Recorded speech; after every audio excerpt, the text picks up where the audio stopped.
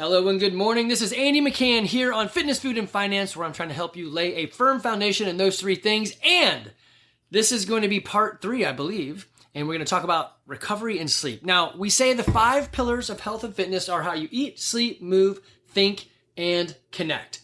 But it's not really sleep, it's recovery.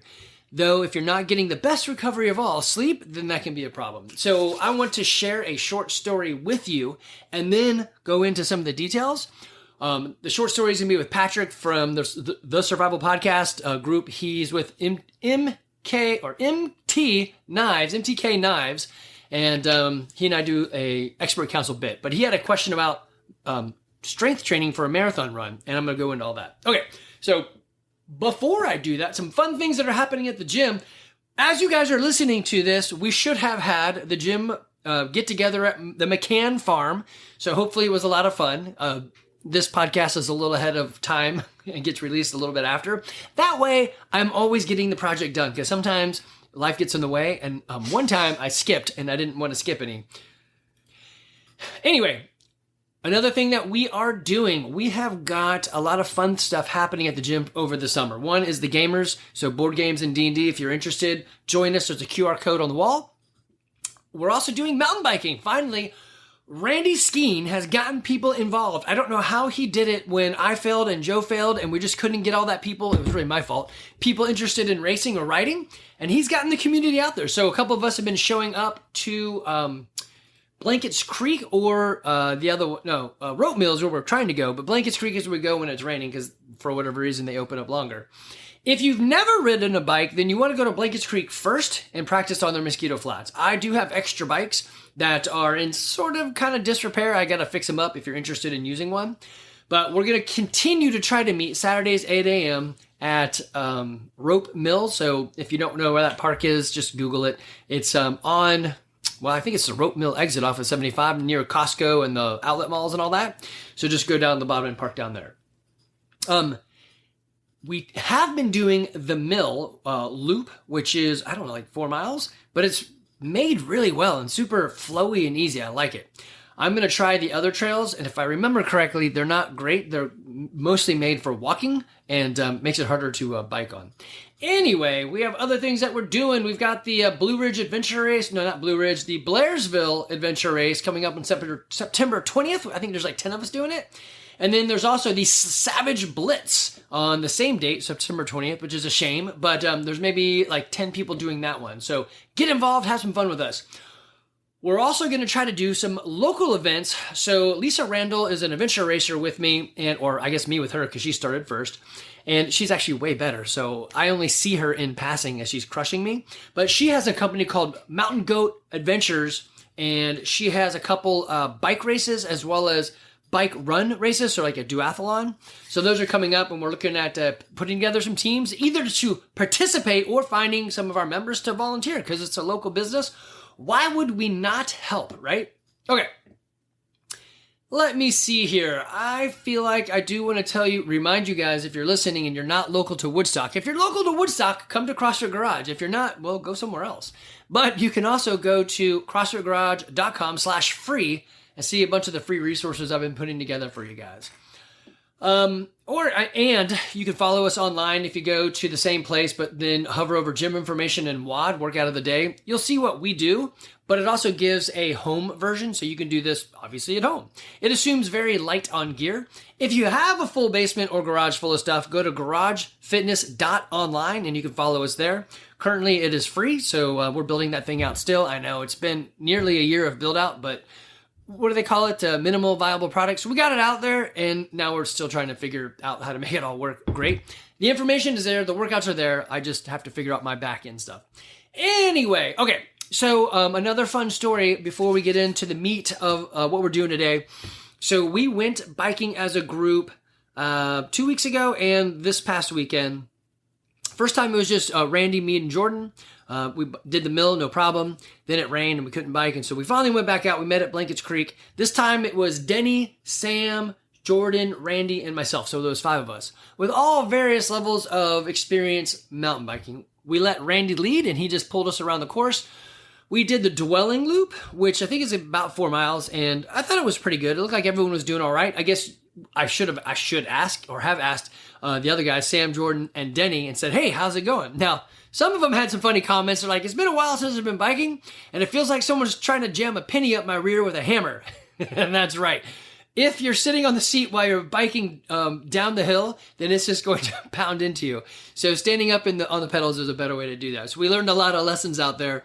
There was, Hazen and Danielle were out there too. So we got to go see some horses that are off to the side. And then Randy and I decided to do one more loop. So we did the Van Michael loop.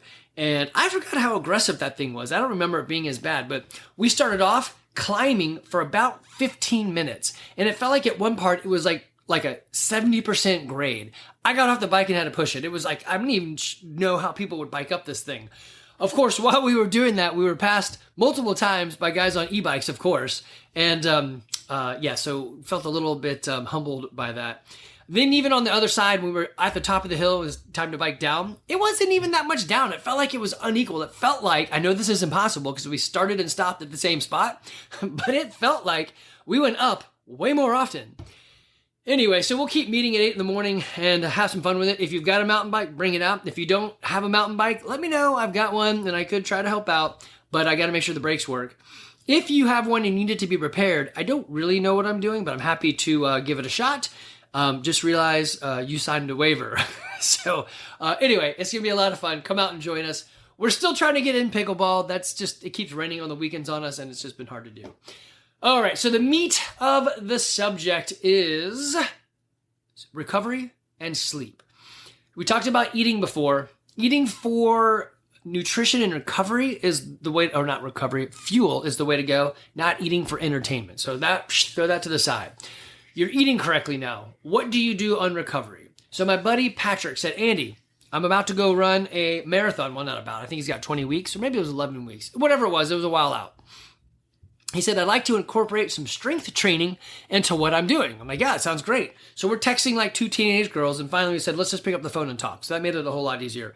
And he knows that I don't really like to help people individually with goals like this. Like basically I'm doing my coaching job for friends because people just don't like to listen to advice unless they're being paid. And I don't really want to take your money. So he knows, hey, if I send him my log, my journal, then he's going to help me. And he's right. So he sent it to me. He's like, hey, this is what I've been doing. Sent me some pictures. I'm like, all right, let's do this thing. So he's got lots of good training materials, a journal, and he's been following it and using it. So I'm like, yeah, tell me what you're doing and tell me how this is going. So his big questions were, do I add strength training and do I hire a coach? So of course my question was, it depends. Is the race for money? Is there like pride on the line? Is there a bet? And he's like, no, not really. I'm like, okay, well, none of that matters. I would continue to train for health and longevity. But if I was going to train with some strength in there specifically for running, I would do these things, deadlift, back squat, Bulgarian split squat, weighted lunges, other things like that. That's not the point of this video. Or podcast. You'll have to go listen to one of the other ones to hear all that. Anyway, we're looking at the data, and I was like, well, right here, your device is showing me that you're not really sleeping that much, and your sleep is like not recovery based. It's not good. You're coming in and out of sleep. He's like, yeah, I know. I said, well, tell me about recovery in general. When you go out for your pretty consistent jogging, so he's good about being consistent, what do you do afterwards? And he's like, well, I pretty much just go back to work. So he's got his own company around making knives. So he'll go and sharpen knives, make knives, cut knives, all that stuff. Or he's got 10 kids, so he goes and helps out in the house. So he's pretty busy. I'm like, okay, so looking at your sleep and looking at your schedule and knowing that you're not doing anything for recovery on your legs, why do we care to add strength training? And he's like, well, I don't want my legs and stuff to fall apart. I'm like, okay, probably better than adding strength training for the legs feeling like they're going to fall apart is to roll, stretch, and focus some recovery like a Theragun on your legs. He's like, yeah, I know. So just like most of us, he already knows what the answer is. This is why sometimes it's super valuable to hire a mentor because they're going to tell you what you already know and they're going to keep you accountable, which was his big thing, to getting that thing done. Okay, so let's fast forward the story a bit. He is going to now focus on rolling and recovery, which I think is great. I've told you the story before of me chasing a big deadlift. So a bunch of us in the gym were like, hey, let's get a 400-pound deadlift. I had no reason going for that. I shouldn't have been doing it. I'm a small guy. My deadlift at the time was probably like 315. I'm like, yeah, sure, let's do this thing. I eventually did get to 400 pounds on a deadlift, but my back has never been the same. So the only way I can keep myself from getting all out of, whack is by doing this rolling protocol that I've got. So it's pretty easy. You just get on a foam roller. I use a PVC pipe, and you roll your rear end, your glutes out, then lay down-ish and roll out your lower back and then up to your shoulders, and then flip over and get your quad and your IT band, and then finally do some calves. If I do all that, I am totally fine. That's recovery. That's knowing where my problem is and healing myself before it becomes a problem. I also am very regimented in getting my sleep. I got Evan sitting next to me. He's going to tell you, maybe he'll shout out. He's in the middle of intern work. He might be on a conference call. Nope, there, he's looking at me. At 9:30, if the kids look for me, where am I going to be, Evan? I'm asleep. Hope you can hear that. He said... Not in bed, not getting ready for bed, asleep for like 10 minutes at least. That's exactly right. Last night, here, again, map out the most important stuff. Last night, the HVAC has been going in and out. The coolant the refrigerant is bleeding out, I guess. And so the coils are freezing and then thawing and getting all in the pan and all that. Anyway, point is, it keeps going out. I keep going down there and vacuuming out the pan so that it'll work. And then, of course, it just does the same thing. So we need to get more refrigerant in there. It's 9:30. I've been 10 minutes asleep. My wife walks in and says, Andy, the air conditioner is off. This is not going to go well for me or you if you don't go downstairs and vacuum that out. She didn't say it like that. She said, would you please go fix the HVAC? I said, sure. Got out of bed, went down there and drained that thing. But I was already in bed, just as Evan had said, and asleep for probably 10 minutes. Though, on the Maslow hierarchy of needs, my sleep comes below making sure everything is okay in my family. I want to provide for them. And she needs a cool sleep, so I'm going to go take care of that. I also know she doesn't get great sleep. She's got, different things going on. And if it's cool and consistent, that's going to help. So I went down there and did that. Anyway, I know for me, I'm getting about 8 hours of sleep every night. I don't wake up with an alarm. I typically just wake up, and it's somewhere between 5:30 and 6 a.m. I used to always wake up exactly at 6 a.m. every morning, but I've changed my schedule around a little bit, so I'm messing with myself, and my body's like, 5:30, 6, what? And so I'm not as regimented, but also it's the summer, so I don't need to be, so I haven't fixed it. I would like to have the pattern of, in the cooler months of the fall, go to the 6 a.m. class. In order to go to the 6 a.m. class, I have actually got to get up at 5:30. So that's part of my sleeping tool. My brother said the similar thing. Hey, I'm not very consistent at the gym. I try to go in the afternoon, but work keeps getting me and I never make it in. I'm like, I know, me too. That's why I go in the morning. He's like, well, how do you go in the morning? I'm like, I wake up. And so we talked about it. Same problem that most of us have is we just don't wake up very well. So here's the trick for going to sleep and getting good sleep. Stay up until like midnight and then get up at 5 a.m. Stay up until midnight and then get up at 5 a.m. No naps, no nothing, just do that. And then you guessed it. At 10 p.m., you're going to be tired and you'll want to go to bed. Perfect, do it. Wake up at 5 a.m. Same thing. Get yourself reset. And then you can adjust it from there. But at least now you've got that 5, 6, 7, that's 7 hours of sleep, right? So you got that kind of worked out. That'll reset your schedule. Usually only takes 2 or 3 days of doing that. I know it's funny, you probably aren't going to believe this, but they did a study and they showed that not only, of course, sleep is beneficial in all the healing and all that stuff that it does, but the lack of sleep is pretty detrimental. They took, I want to say it was a lacrosse team from a college, and they said, hey, we're going to sleep deprive you for 7 days, and we want to see what your biometrics are like. At the end of the 7 days, all of them had pre-diabetic symptoms, like their measurement said, y'all are screwed, you're pre-diabetic, everything is off. So sleep is that important that it can even throw you into like different systematic shocks or system shocks. Like I'm pre-diabetic now. What? Of course, getting some sleep fixed that, but it still was a funny little experiment. Probably not funny for those guys. I'm not a huge fan of naps, but if your life is such that that's what you have to do, then I would go ahead and do it to catch that sleep. Sleep in any form is better than no sleep. So don't deprive yourself just because naps are what kids did. Sometimes, like Evan's home for the summer, and we'll have guys come over and play some D&D at night or board games, and we both want to be fully functional. So At lunchtime, we'll be like, yeah, I got to fit a nap in somewhere. And so somewhere at like 5:30 or 6:30, we're like taking a short 20-minute nap so that when people come over, we're fit to go. So you got to slide it in where you can. I have taken my lunch and said, I know things are happening. I'm not really that hungry. I'm just going to go lay down for 20 minutes and then I'll get up, eat something real quick, and that'll be my lunch break. So I'm not solely and wholly opposed to naps. I just try not to use them very often because I want my sleep schedule to stay on. But if I know I'm going to be at a sleep deficit, then I will try to put that in somewhere. A check you can do for yourself, actually I need to pull that presentation back up, is if you fall asleep at red lights, then you're not getting enough sleep. Okay, so I'm looking at the presentation I did for Jack's Ball Workshop, and first question you can answer for yourself or tell someone next to you, or send it in to me, put it in the comments or whatever, is do you get 8 hours of sleep? Do you fall asleep at red lights? If after a hike or insert whatever kind of hard thing you were doing, do you feel wiped out even the next day? If so, your recovery is off, and that's what we're talking about. So yes, sleep is a big part of it, but it's recovery as well.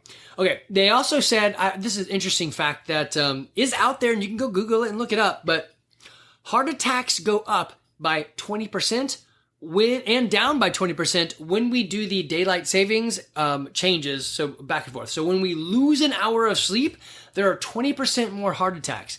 Let that sink in. 20% more heart attacks for people who just got 1 hour less sleep. That's insane. And there's 20% less when they put an extra hour into the clock. I think Congress are supposed to vote and say to get rid of daylight saving times. I don't know if that ever went through, but that is a weird thing, all right? I do have a podcast called 18 Ways or 18-ish Ways to Fix Your Sleep. Go look at that. I guess maybe I should cover some of those.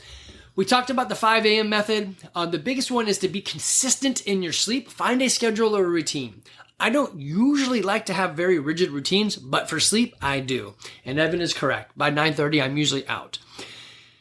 There are things you're then going to want to do to figure out your own body. For example, maybe eating less or further away from your bed when you go to sleep, not your bed, physical bed, but your bedtime, is something you need to do. I can eat and drink coffee or whatever right up to the moment I need to go to bed, and I will just go to sleep. This probably means I should probably get more sleep. I'm trying a new thing right now, which we'll see. I love trying new stuff. So I believe you want to look better naked and become harder to kill. As you age, you need to try new stuff. If you're always doing the same thing, then you're going to get used to it and you'll see the diminishing returns of what you're doing. So if you're always jogging a 5K and that's it, and you always do it in 30 minutes and that's it, then after a while, it doesn't really help you that much. Your body is the ultimate adaptation machine. It will adapt to what it's got and then say, okay, we're good. You want to continually push it. Whether you're using CrossFit, constantly varied functional movements, or just changing what you're doing on your own, that's totally fine. For example, I ran up the hill. I walked up the hill. I went for a long walk. I went for a long jog. I went for a very quick interval runs. I biked, whatever, right? I added a backpack. I added a weight, whatever. You can do things like that to change the stimulus a little bit so your body then starts readapting to some of those things. Okay. Yeah, no naps is right there. No naps. I feel like I should be Edna mode. No naps. And they say you should keep it cold and dark, and cold, 68 degrees is the number they came up with. I don't know. I do like it cold as well. The best sleep I think I ever got was after an adventure race. Of course, I was up for 24 hours, and we decided to rent one of the cabins from the state park, and it was freezing cold, and they had great comforters. So I balled up like a hamster under all my pine shavings and went to sleep. It was like that dead sleep where I didn't get up, go to the bathroom. I don't remember having a dream. I wasn't hungry. I wasn't thirsty. I just stayed in bed without moving for like 6 hours. It was great. Okay, what next? I know we talked a lot about sleep, and it is a big piece of it. If you're not sleeping right, then really none of the other recovery helps. So people, I guess I would set it down like this. If you want to take whey protein, let's back up. I want to take creatine. Great. I want to build muscle. I'm going to take creatine. Great. Are you doing the things you should do to actually build muscle? Like what? Are you lifting? Well, no. Well, then taking creatine isn't really going to help if you're not lifting. Are you eating protein, like real protein? Are you eating it? Because creatine doesn't count towards your protein total. Are you eating protein? No. Okay, well, let's do that first. So same thing here. The recovery really all takes off once your sleep is good. When your sleep is good, the rest of it will kind of unleash. So can I take creatine to build muscle? Yes, but you need to be lifting. Can I do rolling and stretching? Yes, but it would be great if you fixed your sleep first. Okay, so today's workout was shuttle runs and chest-to-bar pull-ups. Caroline said, let's do chest-to-bar pull-ups today, dog. You can do this. I think you got it. I'm like, all right, that's 75. I don't like that, but sure. I know me and I know what to do. So I did 2 chest-to-bar with my hands reversed one grip and then flipped it and did 2 that way and just went back and forth and got the first 25 in and then my shuttle sprints, or sprints. It was more like walks. But while I was doing the shuttle sprints, I was karate chopping my biceps. Why? Because my biceps are what feels it when I do chest-to-bar pull-ups. So I already knew ahead of time that my arms were going to get super sore and jacked, either right then during the workout or after, and I need to make sure I do something. So I take my thumb, now that I'm done, I take my thumb and I rub it into the bicep muscle. A little bit on the tricep, but it's mostly my bicep. I also know that I went mountain biking and that hurts my shoulders a bit when the handlebars are bouncing. So yes, I went out this morning to see if I could add something, keep it different, do some biking, especially since the workout wasn't that taxing. It was a different taxing. Pull-ups are going to be the hardest part. Chest-to-bar pull-ups the hardest part. So my arms would be blown up, but nothing else really. And I knew there was a recovery jog, these shuttle sprints. So I thought, yeah, let me give it a shot. Let me get out there and mountain bike. So my shoulders were already tired, but in a different way. It was a push rather than a pull. Okay, so I knew that about myself. What did I do? In the middle of the workout, I'm chopping my arms, right? Between the reps, and when I got to like 10 or so, I would drop, stretch out my arms, and then go back up for some more. I took my time with that. I was adding recovery while I was working out so that I could work out better, quicker, faster. Had I just tried to do, if I tried to do 25 pull-ups, chest-to-bar pull-ups straight, that probably would have been it. I probably wouldn't have been able to do any more pull-ups after that without maybe some massive kips. Okay, so that rest and recovery is important. Understanding your body is important. Understanding what I can do for the body part that hurts is super important. More than that is what's going to hurt afterwards. So I've got almost 20 years of CrossFit under my belt. I can look at a workout and say, oh, this is going to feel it. As an example of something new that I hadn't done, when Coach Jeremiah first came, or Josiah came to us, he said, Andy, I want you to hook grip. I'm like, all right. So we're doing hang power cleans. And I said, all right, Josiah, I don't normally do these. Let's see how it goes. And I was way faster. The hook grip obviously helps, and I know that.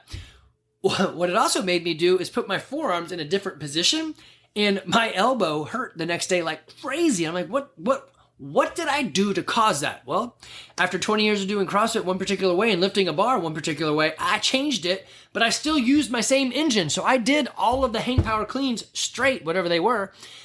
And I put myself in jeopardy. So my forearm positioning strength wasn't up to par with the rest of my body, and I suffered for it. So once I realized, oh, this is going to be a problem, I went and rolled out. I also did a little bit more of the thing that hurt me so that I could loosen things up, and then I got the lacrosse ball and rolled it back up. So I warmed those body parts up. I didn't do 185 pounds or something. It was just the bar, probably the 15-pound bar, just to get that motion going, to get my those muscles and tendons loose. That is the thing you want to do on the recovery. Everybody should be doing something. If you do a workout, if you do a run, if you do a bike, if you're working out in the yard, there should be something that you're doing for recovery. Yes, it could be, hey, I'm drinking some fluids. Great. I've been drinking, everyone says, hey, what's in that water bottle? It is actually, my water bottle is actually the Mountain Valley spring water bottle, but that's not the water that's in it. I just use the bottle because it's glass, and they're like, oh, don't use the plastic one because of BHPPAs or whatever it is, or BPAs. Don't use the metal ones because it's actually aluminum lined. It's not steel. Don't use the steel ones because they're really not steel. They're from China and they're not magnetic. Therefore, it's actually lead. You're like, whatever. I don't know, but you know what? Glass is glass. It's colored glass, so maybe that's a problem. I don't know. And the cap is most likely aluminum, but whatever. So I'm using this bottle. Inside of it is water. It is 33.8, 888, repeating, of course, fluid ounces of water. So I drink maybe 3 of these. So that's almost 100 fluid ounces of water that I'm getting in a day. Possibly too much. I don't know. And I've got salts in there. But I know this is a recovery thing. I drink coffee. I drink water. They both do different things for me. Weirdly, coffee is more the routine than it is the caffeine, which is strange. And yes, I did just take a coffee break right there and then spill it down my shirt. I don't have a drinking problem. I drink, I get drunk, no problem. Okay. So recovery, it is a very personal thing. If you don't know how to recover, if you're in the gym and you're like, I don't really know what I need to do on recovery, just ask. Any of the coaches can help you, or text me, email me, I'll help you. If you see me in person at the gym, just ask. I'll totally help you. I'll probably start with, well, you should foam roll, because you're probably not, and everyone should. And we'll sit down and we'll do my foam rolling thing. I'll try to remember to link it. Let me go ahead and pull it up now or I'll forget. Okay, so I've got the video up. I'll remember to link it, but basically I'm on a PVC pipe and I'm rolling back and forth. Glutes, lower back, then your quads and your IT band. That's basically my routine. You don't have to do that, but that's mine. It works. I'm in a hoodie and long pants, which means that was filmed in the winter. Actually, it could have been, I guess, spring or fall. I like to be really, really warm when I work out. All right, so as another example, I just did biking before working out. When we went biking on Saturday and did a little too much, I just hopped in the car after saying goodbye and drove home. Really dumb. I should have done something. Even just grabbing onto my foot and leaning into a quad stretch would have been smart, but I did nothing. So I know better than that, and I did it anyway. When I got to the go biking this morning, I got on the trail, and it's the Rope Mill has got a circle parking lot and then a bridge if you want to go to the better track that they've built in the back. The mill, I think is what it's called. You got to go across a bridge, and then you go up a bit and then down, and then you get on the single track and it's up, up, up, up, up, and then you finally get to where you need to be to start the trail. That burned my legs so bad. And I was thinking, I haven't even really started. This is just the entry bit and my legs already hurt. I did the rest of it, no problem. I just needed to warm up. But to feel all of that in my legs means, yes, Andy, you should have gone out and done some rolling or stretching or something for recovery rather than just get in your truck and drive home. Okay, you need to recover. If you're unsure, ask the coach. If you don't have a coach because you're just listening for whatever, just email me, text me, call me, whatever. I will admit I am best on email. If you text me, which is good too, if I read it and don't reply right away, then I'll probably never reply. It just gets shoved down. I have so many texts going on, I lose track of what the texts are about. The other thing I do is I'm not great at typing, so I do a lot of voice to text, and for whatever reason, the latest edition of update on the iPhone does not voice to text with me very well, and it picks weird words. So if it doesn't make sense, read it out loud and listen to it, and you'll probably be like, oh, I see what he's saying. It routinely spells the gym, G-Y-M. It spells it gym, J-I-M. And I mean, I guess in context, it should make some sense. They're both being stated like it's a noun, but how does it know? Anyway, you need to add in your recovery. Make sure you're doing that. It doesn't have to be complicated. It's not even hard. It is easy. You just have to move and do. The other thing that I sort of mentioned before was this 60 easy. So if you're thinking to yourself, I'm not even sure what to do, go to our website, CrossFitGarage.com/free, and then click on 60 easy. It is the opposite of 75 hard. It is 60 easy things you can do all year long in how you eat, sleep, move, think, and connect. And it'll build you up into this and help you move along. It's easy steps, and I know you can do it. Okay, as always, if you're struggling, contact me. If you're in Woodstock, come to us.